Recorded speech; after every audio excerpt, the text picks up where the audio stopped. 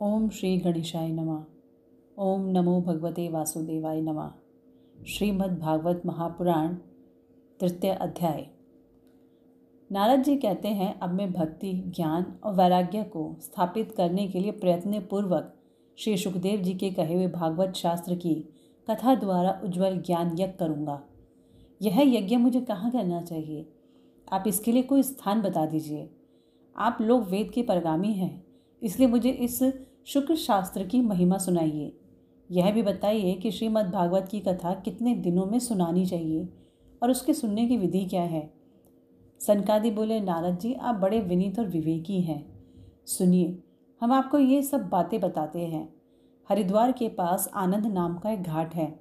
वहाँ अनेकों ऋषि रहते हैं तथा देवता और सिद्ध लोग भी उसका सेवन करते रहते हैं। भांति भांति के वृक्ष और लताओं के कारण वह बड़ा सघन है और वहाँ बड़ी कोमल नवीन बालू बिछी हुई है। वह घाट बड़ा ही सुरम्य और एकांत प्रदेश में है। वहाँ हर समय सुनहले कमलों की सुगंध आया करती है। उसके आसपास रहने वाले सिंह, हाथी आदि परस्पर विरोधी जीवों के चित्त में भी वैर भाव नहीं है। वहाँ आप बिना किसी विशेष प्रयत्न के ही ज्ञान यज्ञ आरंभ कर दीजिए। उस स्थान पर कथा में अपूर्व रस का उदय होगा। भक्ति भी अपनी आंखों के ही सामने निर्बल और जराजीर्ण अवस्था में पड़े हुए ज्ञान और वैराग्य को साथ लेकर वहाँ आ जाएगी।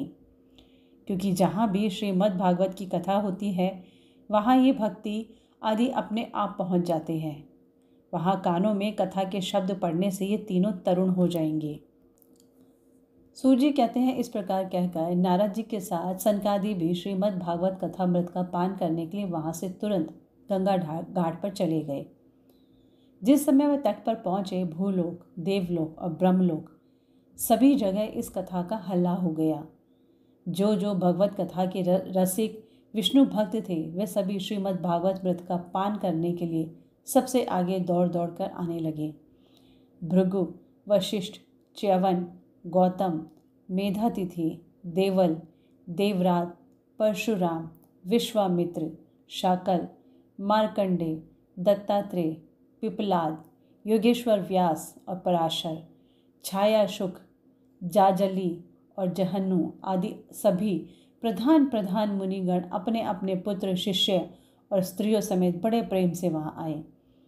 इनके सिवा वेद, वेदांत, उपनिषद, मंत्र, तंत्र, 17 पुराण और 6 शास्त्र भी मूर्तिमान होकर वहाँ उपस्थित हुए। गंगा आदि नदियाँ, पुष्कर आदि सरोवर, कुरुक्षेत्र आदि समस्त क्षेत्र, सारी दिशाएं, दंडक आदि वन, हिमालय आदि पर्वत तथा देव, गंधर्व और दानव आदि सभी कथा सुनने चले आए। जो लोग अपने गौरव के कारण नहीं आए, महर्षि भृंग उन्हें समझा बुझाकर ले आए। तब कथा सुनाने के लिए दीक्षित होकर श्री कृष्ण परायण सनकादि नारद जी के दिए हुए श्रेष्ठ आसन पर विराजमान हुए। उसी समय सभी श्रोताओं ने उनकी वंदना की। श्रोताओं में वैष्णव, विरक्त सन्यासी और ब्रह्मचारी लोग आगे बैठे और उन सब के आगे नारद जी विराजमान हुए। एक और ऋषिगण, एक और देवता, एक और वेद और उपनिषादी तथा एक और तीर्थ बैठे और दूसरी ओर स्त्रियां बैठी। उस समय सब ओर जय जयकार, नमस्कार और शंखों का शब्द होने लगा और अबीर, गुलाल, खील तथा फूलों की खूब वर्षा होने लगी। कोई कोई देव श्रेष्ठ तो विमानों पर चढ़कर वहाँ बैठे हुए सब लोगों पर कल्प वृक्ष के पुष्पों की वर्षा करने लगे। सूजी कहते हैं, इस प्रकार पूजा समाप्त होने पर जब सब लोग एकाग्रचित हो गए, तब सनकादि ऋषि महात्मा नारद को श्रीमद् भागवत का महात्म्य स्पष्ट करके सुनाने लगे। सनकादि ने कहा, अब हम आपको इस भागवत शास्त्र की महिमा सुनाते हैं। इसके श्रवण मात्र से मुक्ति हाथ लग जाती है। श्रीमद् भागवत की कथा का सदा सर्वदा सेवन, आस्वादन करना चाहिए। इसके श्रवण मात्र से श्री हरि हृदय में आविराजते हैं। इस ग्रंथ में 18,000 श्लोक और 12 स्कंध हैं तथा श्री सुखदेव जी और राजा परीक्षित का संवाद है। आप यह भागवत शास्त्र ध्यान देकर सुनिए। यह जीव तभी तक अज्ञानवश इस संसार चक्र में भटकता है जब तक क्षण भर के लिए भी कानों में इस शुक्र शास्त्र की कथा नहीं पढ़ती। बहुत से शास्त्र और पुराण सुनने से क्या लाभ है? इससे तो व्यर्थ का भ्रम बढ़ता है। मुक्ति देने के लिए तो एकमात्र भागवत शास्त्र ही गरज रहा है। जिस घर में नित्य प्रति श्रीमद् भागवत की कथा होती है वह तीर्थ रूप हो जाता है, और जो लोग उसमें रहते हैं उनके सारे पाप नष्ट हो जाते हैं। हजारों अश्वमेध और सैकड़ों वाजपेयी यज्ञ इस शुक शास्त्र की कथा का 16वां अंश भी नहीं ले सकती। तपोधनो, जब तक लोग अच्छी तरह से श्रीमद् भागवत का श्रवण नहीं करते तभी तक उनके शरीर में पाप निवास करते हैं।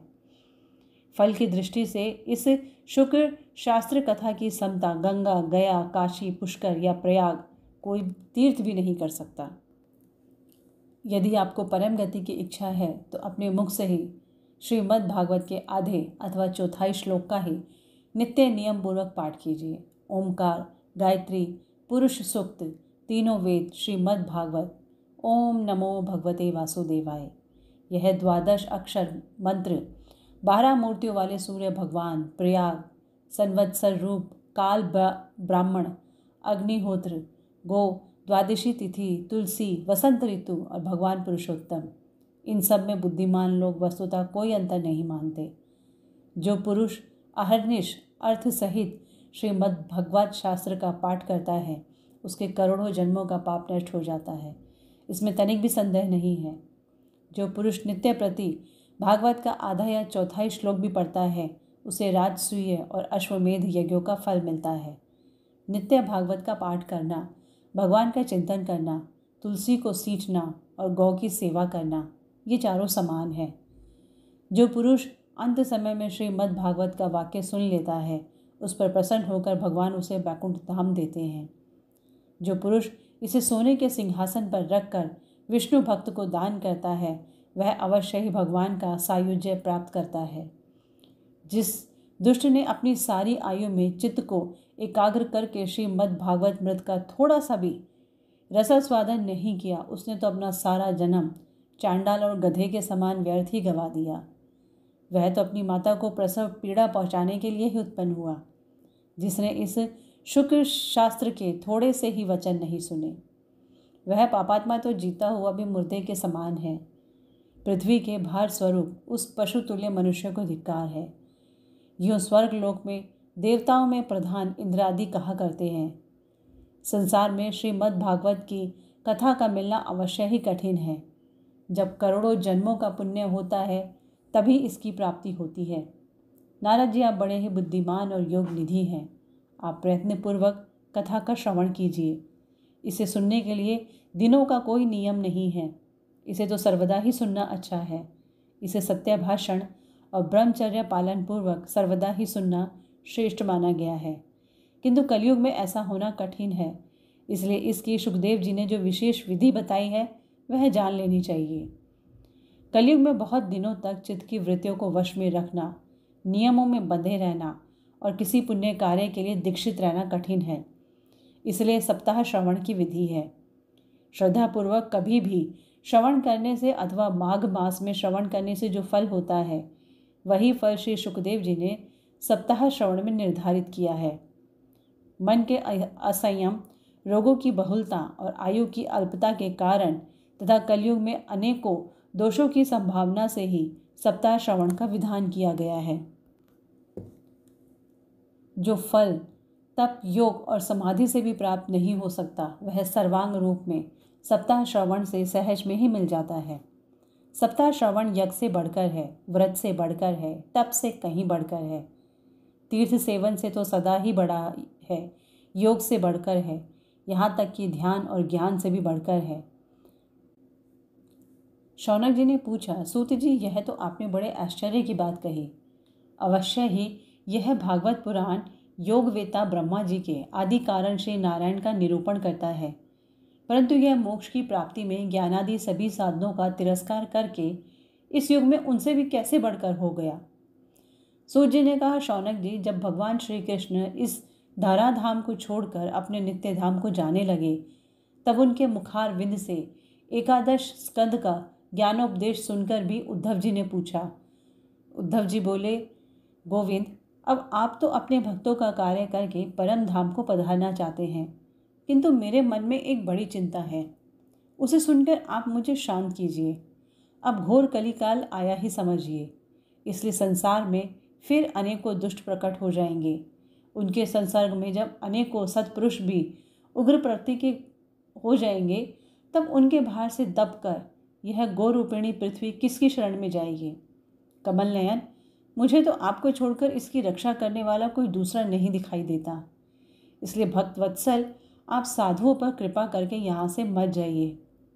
भगवान, आपने निराकार और चिन्ह मात्र होकर भी भक्तों के लिए ही तो यह सगुण रूप धारण किया था। फिर भला आपका वियोग होने पर वे भक्तजन पृथ्वी पर कैसे रह सकेंगे। निर्गुण उपासना में तो बड़ा कष्ट है, इसलिए कुछ और विचार कीजिए। प्रभास क्षेत्र में उद्धव जी के वचन सुनकर भगवान सोचने लगे कि भक्तों के अवलंब के लिए मुझे क्या व्यवस्था करनी चाहिए। शौनक जी, तब भगवान जी ने अपनी सारी शक्ति भागवत में रख दी। वे अंतर्ध्यान होकर इस भागवत समुद्र में प्रवेश कर गए। इसलिए यह भगवान की साक्षात शब्दमय मूर्ति है। इसके सेवन, श्रवण, पाठ अथवा दर्शन से ही मनुष्य के सारे पाप नष्ट हो जाते हैं। इसी से इसका सप्ताह श्रवण इससे बढ़कर माना गया है। और कलयुग में तो अन्य सब साधनों को छोड़कर यही प्रधान धर्म बताया गया है। कलिकाल में यही ऐसा धर्म है जो दुख, दरिद्रता, दुर्भाग्य और पापों की सफाई कर देता है। तब काम, क्रोध आदि शत्रुओं पर विजय दिलाता है। अन्यथा भगवान के इस माया से पीछा छुड़ाना देवताओं के लिए भी कठिन है। मनुष्य तो इसे छोड़ ही कैसे सकते हैं। अतः इसे छूटने के लिए भी सप्ताह श्रवण का विधान किया गया है। सूजी कहते हैं, शौनक जी, जिस समय सनकादि मुनीश्वर इस प्रकार सप्ताह श्रवण की महिमा का बखान कर रहे थे, उस सभा में एक बड़ा आश्चर्य हुआ।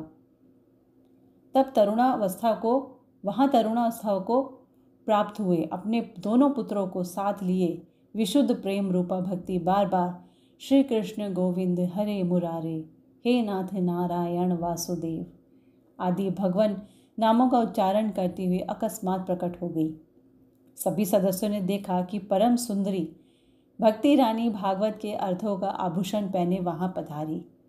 मुनियों की उस सभा में सभी यह तर्क वितर्क करने लगे कि ये यहाँ कैसे आई, कैसे प्रविष्ट हुई। तब सनकादि ने कहा, हे भक्ति देवी, अभी अभी कथा के अर्थ से निकली है। उनके ये वचन सुनकर भक्ति ने अपने पुत्रों समेत अत्यंत विनम्र होकर सनत कुमार जी से कहा। भक्ति बोली, मैं कलयुग में नष्ट प्राय हो गई थी। आपने कथामृत से सींच कर मुझे फिर से पुष्ट कर दिया।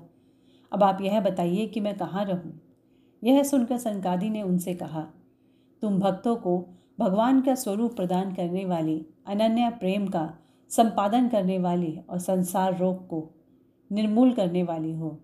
अतः तुम धैर्य धारण करके नित्य निरंतर विष्णु भक्तों के हृदय में ही निवास करो।